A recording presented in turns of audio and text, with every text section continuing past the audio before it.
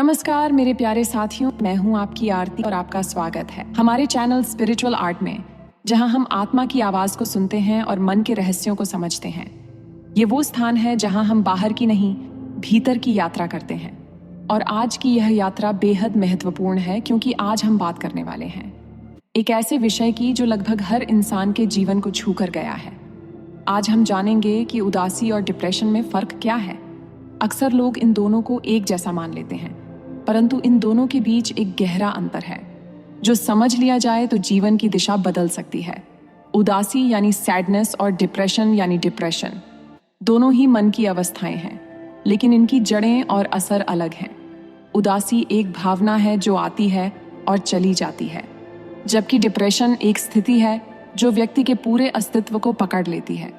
लेकिन आज हम पहले उदासी को गहराई से समझेंगे, क्योंकि जब तक हम यह नहीं समझते कि उदासी क्या है, तब तक हम यह नहीं जान सकते कि डिप्रेशन उससे कितना आगे जा चुका होता है। उदासी मन की वह हल्की सी परत है जो तब उतरती है जब जीवन हमारी उम्मीदों के अनुसार नहीं चलता, जब कोई अपना दूर चला जाता है, जब किसी रिश्ते में दरार पड़ती है, या जब हम खुद से नाराज हो जाते हैं। तब दिल भारी होने लगता है, सांसों में एक रुकावट महसूस होती है और मन एक अजीब सी खामोशी में डूब जाता है। यही उदासी है।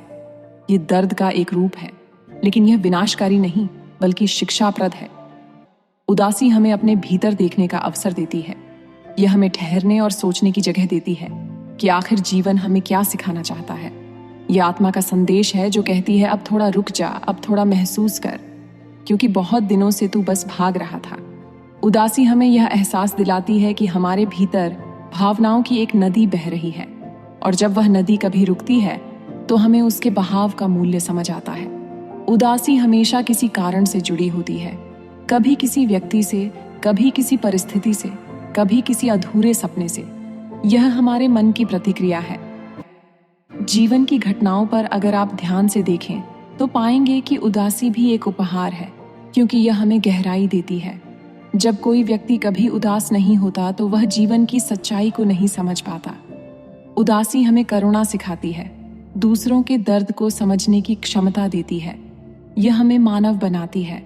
लेकिन समस्या तब होती है जब हम इस उदासी को स्वीकार नहीं करते, जब हम उसे दबा देते हैं या छिपा लेते हैं, जब हम यह सोचने लगते हैं कि दुखी होना कमजोरी है, और फिर हम मुस्कान के पीछे अपने आंसू छिपाने लगते हैं।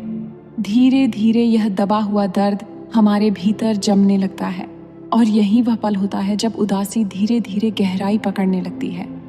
उदासी को समझने का सबसे अच्छा तरीका है उसे महसूस करना, उसे रोकना नहीं। जब मन भारी लगे तो खुद को रोने दीजिए। आंसू आत्मा की भाषा है, वे कुछ मिटाते नहीं बल्कि साफ करते हैं। जब आप रोते हैं तो भीतर का बोझ हल्का होता है और दिल में फिर से जगह बनती है। रोना कमजोरी नहीं बल्कि शुद्धिकरण है। यही कारण है कि प्रकृति भी रोती है, बारिश के रूप में, ताकि धरती हल्की हो सके। उदासी भी वैसी ही एक वर्षा है जो भीतर की धूल को धो देती है, लेकिन इस वर्षा को होने देना पड़ता है। जब हम खुद को महसूस करने से रोकते हैं, तब यही उदासी सड़ने लगती है, और यही सड़ी हुई उदासी बाद में डिप्रेशन में बदल सकती है।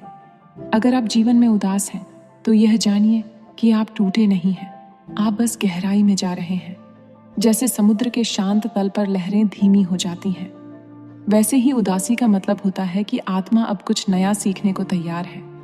जब भी मन उदास हो तो खुद से सवाल कीजिए कि यह भावना मुझे क्या सिखा रही है। शायद यह सिखा रही है कि अब मुझे किसी चीज़ को छोड़ देना चाहिए। शायद ये बता रही है कि अब मुझे खुद से ज़्यादा जुड़ने की ज़रूरत है। शायद ये याद दिला रही है कि मैंने खुद को बहुत समय से अनदेखा कर दिया है।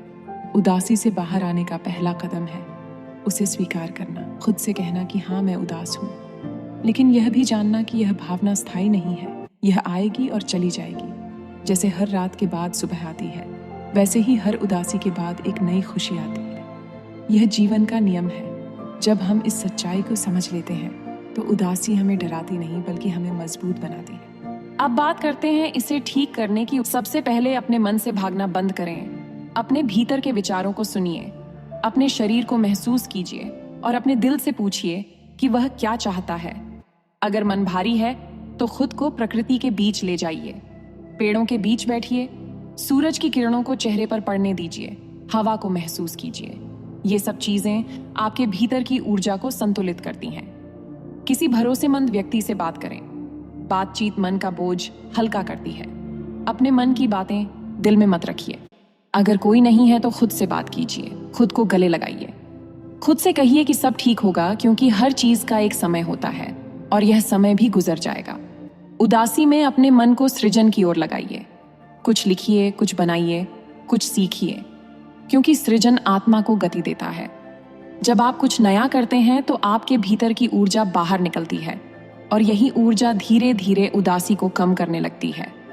अपने दिन की शुरुआत किसी अच्छे विचार या सकारात्मक पुष्टि से कीजिए, जैसे मैं ठीक हूँ, मैं सुरक्षित हूँ, मैं प्रेम से घिरा हूँ। यह बातें साधारण लगती हैं, पर इनमें शक्ति होती है, क्योंकि शब्द ऊर्जा होते हैं और जब आप अपने बारे में अच्छे शब्द कहते हैं तो वह ऊर्जा वापस आपके भीतर लौटती है। उदासी को समझने का एक और आध्यात्मिक तरीका यह है कि यह आत्मा की यात्रा का हिस्सा है। आत्मा जब थक जाती है तो उसे विराम चाहिए होता है और वही विराम उदासी के रूप में आता है। यह आत्मा का विश्राम है, एक पॉज जहां से जीवन नई दिशा लेता है। जब आप इसे स्वीकार करते हैं तो उदासी एक शिक्षक बन जाती है। यह आपको दिखाती है कि आप क्या बदल सकते हैं और क्या छोड़ सकते हैं। इसलिए जब भी उदासी आए तो उसे दुश्मन मत मानिए, उसे एक दर्पण की तरह देखिए जो आपको आपकी सच्चाई दिखा रहा है। जीवन में हर भावना का एक उद्देश्य होता है और उदासी का उद्देश्य है आपको भीतर से और अधिक कोमल बनाना। यह आपको सहनशील बनाती है, आपको दूसरों के दर्द को समझने की शक्ति देती है और यही शक्ति आपको बेहतर इंसान बनाती है। जब आप इसे समझते हैं तो आप अपने दर्द से भी प्रेम करने लगते हैं, क्योंकि आपको पता चल जाता है कि यह दर्द भी आपकी यात्रा का हिस्सा है। तो मेरे प्यारे दर्शकों, अगर आप आज उदास हैं तो याद रखिए कि आप अकेले नहीं हैं। उदासी कमजोरी नहीं है, यह जीवन की धड़कन का एक हिस्सा है। बस इसे महसूस कीजिए, इसे स्वीकार कीजिए और भरोसा रखिए कि यह भी बीत जाएगा। आपकी आत्मा उतनी ही मजबूत है जितना आप सोचते हैं। बस खुद से थोड़ा और प्यार कीजिए, थोड़ा और धैर्य रखिए और अपने भीतर की शांति को महसूस कीजिए, क्योंकि हर आंसू किसी नए सवेरा का संकेत होता है और हर उदासी किसी नए आरंभ का द्वार। अब हम तीसरी और सबसे महत्वपूर्ण अवस्था के बारे में बात करेंगे और वह है डिप्रेशन। डिप्रेशन यानी वह स्थिति जब इंसान बाहर से तो जिंदा दिखता है लेकिन भीतर से टूट चुका होता है। जब चेहरे पर मुस्कान होती है पर दिल में सन्नाटा, जब आसपास भीड़ होती है पर आत्मा अकेली महसूस करती है। डिप्रेशन कोई साधारण उदासी नहीं है, यह मन की वह गहराई है जहां से व्यक्ति खुद को खो देने लगता है। यह धीरे धीरे आता है और बिना बताए जीवन की हर रंगत को फीकी कर देता है। डिप्रेशन तब शुरू होता है जब इंसान की उम्मीदें खत्म होने लगती हैं, जब जीवन के अर्थ पर सवाल उठने लगते हैं, जब हर सुबह बोझ बन जाती है और हर रात बेचैनी से भरी रहती है। व्यक्ति को लगता है कि अब कुछ भी ठीक नहीं होगा। वह खुद को दूसरों से दूर करने लगता है, उसे बात करने का मन नहीं करता, उसे हर चीज बेकार लगने लगती है। वह सोचता है कि शायद अब किसी चीज की कोई कीमत नहीं रह गई। वह दूसरों के बीच भी खुद को अकेला महसूस करता है। उसकी नींद बदल जाती है, या तो बहुत ज्यादा सोता है या बिल्कुल नहीं। भूख या तो खत्म हो जाती है या फिर वह जरूरत से ज्यादा खाने लगता है। उसका शरीर थक जाता है और दिमाग लगातार बोझिल रहता है। लेकिन डिप्रेशन की सबसे कठिन बात यह है कि यह दिखता नहीं है। यह कोई घाव नहीं है जो बाहर से दिखाई दे, यह भीतर का घाव है जो हर दिन थोड़ा और गहरा होता जाता है। और सबसे बड़ी बात यह है कि व्यक्ति खुद भी कई बार यह नहीं समझ पाता कि वह डिप्रेशन में है। उसे लगता है कि यह बस थकान है या मूड खराब है। लेकिन धीरे धीरे यह भावना इतनी मजबूत हो जाती है कि वह अपने अस्तित्व पर शक करने लगता है। उसे लगता है कि उसकी कोई कीमत नहीं है। उसे लगता है कि शायद दुनिया उसके बिना भी ठीक रहेगी, और यही वह सोच है जो उसे सबसे ज्यादा नुकसान पहुंचाती है। डिप्रेशन किसी कमजोरी का नाम नहीं है, यह एक मानसिक बीमारी है, लेकिन साथ ही यह आत्मा की पुकार भी है। यह आत्मा का संकेत है कि अब भीतर बहुत कुछ दबा हुआ है जिसे सुनने की जरूरत है। डिप्रेशन हमें यह बताता है कि हमने बहुत लंबे समय से खुद को अनदेखा किया है। हमने अपनी भावनाओं को दबाया है, हमने अपनी पीड़ा को किसी को बताया नहीं है, और अब वह भीतर जकड़ बन चुकी है। इसलिए यह स्थिति हमें मजबूर करती है कि हम अपने भीतर की ओर देखें, अपने भीतर के घावों को महसूस करें। अगर आप या आपके आसपास कोई व्यक्ति डिप्रेशन से गुजर रहा है तो सबसे पहला कदम है उसे समझना, न कि उसे बदलने की कोशिश करना। डिप्रेशन में व्यक्ति को सलाह नहीं चाहिए, उसे सहारा चाहिए। उसे यह एहसास चाहिए कि कोई है जो सुन रहा है। इसलिए अगर आप खुद इस दौर से गुजर रहे हैं तो किसी भरोसेमंद व्यक्ति से बात करें, किसी मनोवैज्ञानिक या काउंसलर से संपर्क करें।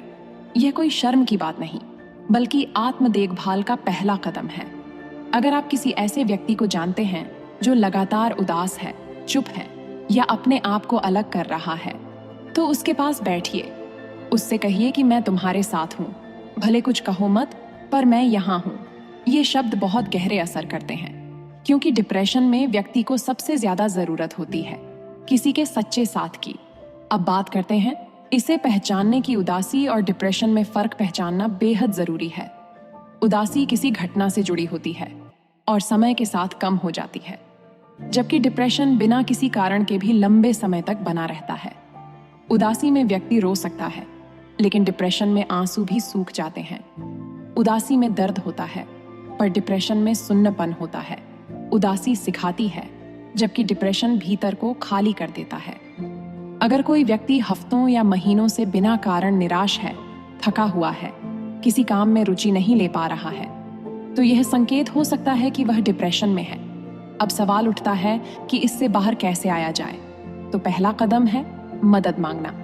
मदद मांगना कमजोरी नहीं है, यह साहस की निशानी है। दूसरा कदम है अपने शरीर का ख्याल रखना, क्योंकि जब शरीर ठीक होता है तो मन को भी ऊर्जा मिलती है। रोज थोड़ा टहलना, धूप में बैठना और ताजी हवा लेना बेहद जरूरी है। तीसरा कदम है ध्यान और प्राणायाम के माध्यम से अपने विचारों को शांत करना। हर सुबह कुछ पल अपनी आंखें बंद करिए, गहरी सांस लीजिए और केवल अपनी सांसों को महसूस करिए। आप देखेंगे कि धीरे धीरे मन शांत होने लगेगा। चौथा कदम है खुद को प्यार देना, अपने आप से वैसे ही पेश आना जैसे आप किसी दुखी दोस्त से पेश आते हैं। खुद से कहिए कि मैं तुम्हारे साथ हूं। खुद को गले लगाइए, क्योंकि जब दुनिया समझ नहीं पाती तब आत्मा खुद को संभाल सकती है। अपने भीतर के उस बच्चे को याद कीजिए जो कभी मुस्कुराता था। उसके पास जाइए, उसे कहिए कि सब ठीक हो जाएगा। धीरे धीरे आत्मा हीलिंग शुरू कर देती है। आध्यात्मिक रूप से डिप्रेशन आत्मा की गहराई में छिपे घावों का संकेत है। यह तब आता है जब हम अपने असली स्वरूप से बहुत दूर चले जाते हैं, जब हम अपनी सच्ची पहचान भूल जाते हैं, जब हम सिर्फ बाहरी अपेक्षाओं में खो जाते हैं। आत्मा हमें रुकने पर मजबूर करती है ताकि हम फिर से खुद को महसूस कर सकें। यह एक आत्मिक विराम है, एक dark night of the soul जो हमें हमारे भीतर की रोशनी तक ले जाती है। जब आप इस अंधेरे से गुजरते हैं तो आपको खुद के बारे में वो बातें समझ में आती हैं जो पहले कभी नहीं समझी थी। इस दौर में सबसे जरूरी है खुद को दोष न देना। बहुत बार लोग सोचते हैं कि मैं क्यों ऐसा महसूस कर रहा हूँ, मुझ में क्या कमी है। लेकिन सच्चाई यह है कि डिप्रेशन किसी की गलती नहीं है। ये सिर्फ एक अवस्था है जो समय के साथ ठीक हो सकती है। जरूरत है धैर्य की और आत्म प्रेम की। जब आप खुद को स्वीकार करते हैं तो हीलिंग शुरू हो जाती है। धीरे धीरे अपने जीवन में छोटी छोटी चीजों को महसूस करें, जैसे सुबह की हवा, पक्षियों की आवाज या सूरज की रोशनी। इन साधारण चीजों में जीवन की शक्ति छिपी होती है। एक डायरी रखें जिसमें हर दिन कुछ अच्छा लिखें, चाहे वह कितना ही छोटा क्यों ना हो। इससे दिमाग सकारात्मक दिशा में जाने लगता है। संगीत सुनिए जो आत्मा को छूता हो, और अगर रोना आए तो रोइए, क्योंकि डिप्रेशन में आंसू सबसे बड़ी दवा है।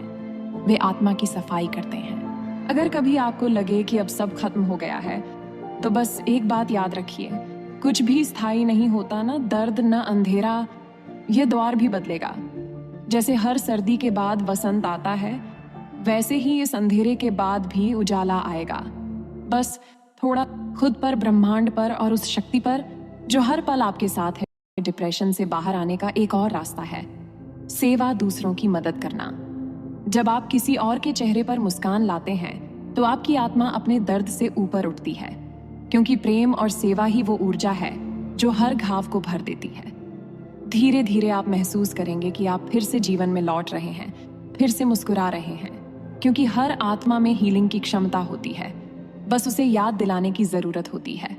तो मेरे प्यारे साथियों, अगर आज की यह बात आपके दिल को छू गई हो, अगर आपने खुद में या किसी अपने में ये लक्षण महसूस किए हों, तो इसे अनदेखा मत कीजिए। बात कीजिए, साझा कीजिए, क्योंकि कभी कभी सिर्फ एक बातचीत किसी की जान बचा सकती है। खुद पर विश्वास रखिए कि आप इस अंधेरे से निकल सकते हैं, क्योंकि अंधेरा हमेशा उस जगह होता है जहां रोशनी आने वाली होती है। मैं आरती आज आपको यही याद दिलाना चाहती हूँ कि आप जितना सोचते हैं उससे कहीं ज्यादा मजबूत हैं। आपकी आत्मा प्रकाश से बनी है और यह प्रकाश कभी खत्म नहीं होता, बस धुंध में छिप जाता है। जब आप उसे ढूंढना शुरू करते हैं तो वही प्रकाश आपके पूरे जीवन को रोशन कर देता है। तो आज खुद से वादा कीजिए कि चाहे हालात कैसे भी हों, आप अपने मन का हाथ नहीं छोड़ेंगे। खुद से कहिए कि मैं ठीक हो जाऊंगा, मैं जीवन को फिर से महसूस करूंगा, मैं अपने भीतर की रोशनी को फिर से जगाऊंगा। अगर आज की यह यात्रा आपके मन को छू गई हो तो इस वीडियो को लाइक कीजिए और अपने विचार हमारे साथ साझा कीजिए, ताकि कोई और भी इससे प्रेरित हो सके।